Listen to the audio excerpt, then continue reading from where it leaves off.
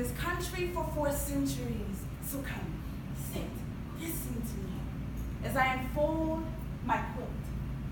It's woven and stitched with stories and spirituals of a faith-filled and resilient people. Skin, the color of pepper or cinnamon. Soul, strong as the mighty oak in America or the baobab in Africa. We happen to have roots in both places.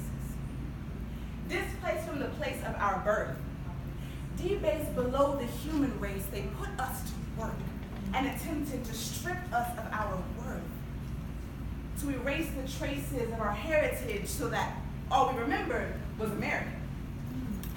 But then something strange happened. These red, white, and blue men told us the story of the God of heaven who calls us all his children. We heard that he saw the afflictions of the Hebrews, and he knew their sorrows because he heard their cries and devised a plan to deliver them from the bloody hands of the Egyptians. And we didn't need to see the lines of the whips to see the parallels in our experiences.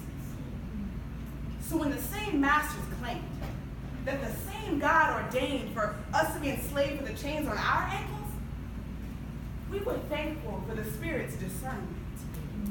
We sang songs like, "Go down, Moses, tell old Pharaoh to let my people go."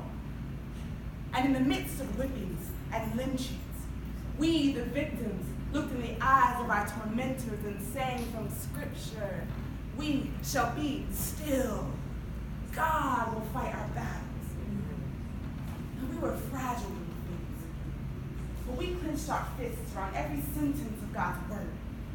We were faith-filled and resilient like warrior songbirds. We sang, "Didn't our Lord deliver Daniel? Deliver Daniel. Deliver Daniel from the lion's den. Surely he will defend us." And because his justice is always greater than we can imagine, he freed us, and then we became the lions.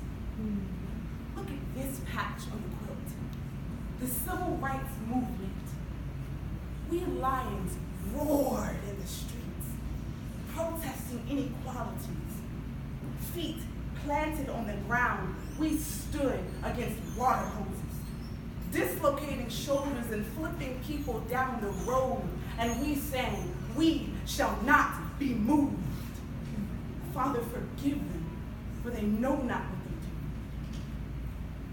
they do. We are people who have been through unbelievable evil, and we are still here, faith-filled and resilient, faith-filled and resilient, faith-filled and resilient. God delivers his children.